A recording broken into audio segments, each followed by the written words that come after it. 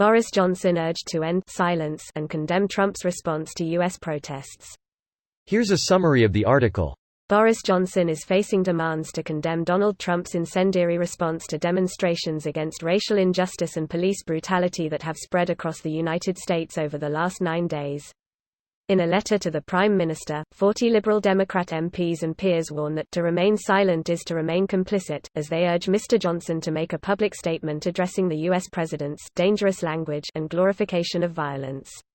It follows several days of major unrest across American states amid anger of the death of George Floyd, a black man who suffered cardiac arrest after he had his neck knelt on by a white police officer in Minneapolis, despite pleading for air.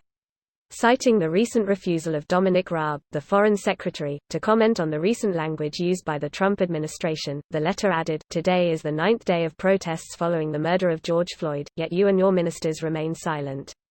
Since the murder of George Floyd, President Donald Trump has used increasingly violent rhetoric in response to protests over racial injustice and police brutality.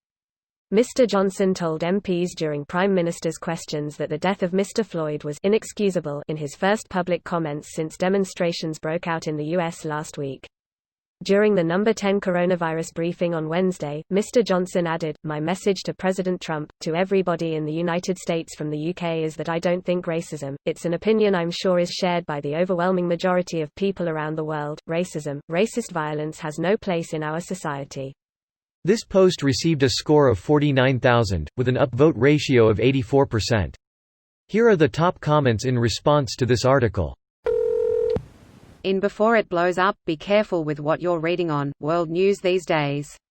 Up until about a year ago, it was a rare and exciting moment to see a post about us, our politics out here. I've been on this site for years, so I have a good frame of reference. These days, there's a constant hum of sway being posted. Who the hell is that, and why is she moderating 55 subreddits?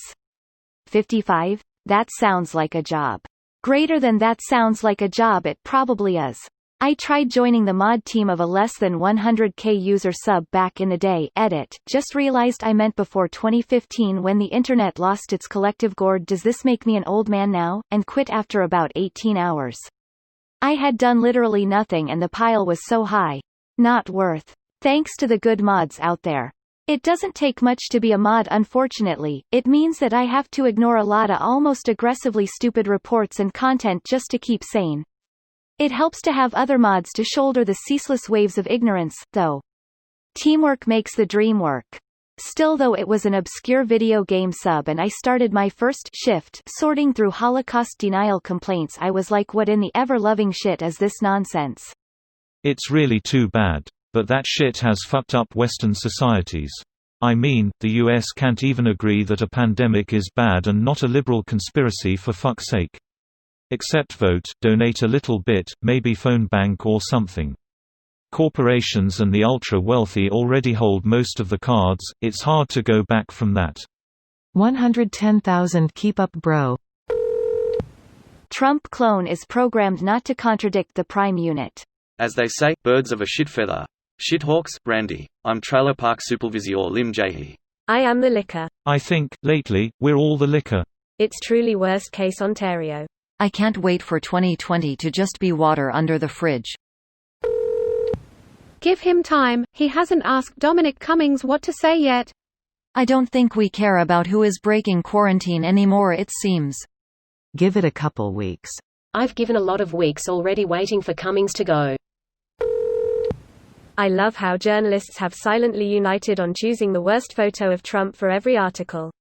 You're assuming that's the worst.